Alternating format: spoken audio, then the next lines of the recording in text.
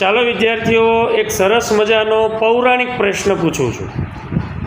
વનવાસ જતા સમયે ભગવાન રામની ઉંમર કેટલા વર્ષની હતી? ભગવાન રામને તો બધાએ જાણો છો, તો ભગવાન રામ છે જે રામાયણનું પાત્ર છે, એમની ઉંમર જ્યારે વનવાસે ગયા ત્યારે કેટલા વર્ષની હતી? વિચારીને કહો. ચાલો, ભગવાન રામની ઉંમર વનવાસ જતા સમયે કેટલા વર્ષની હતી? બોલો શુભમભાઈ.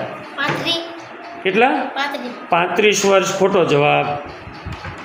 ચાલો વિચારીને કહો. બોલો પાયલબેન. 18 નહીં આવે. બોલો દક્ષિતભાઈ. 14 વર્ષ. ખોટો જવાબ. બોલો વિવેકભાઈ.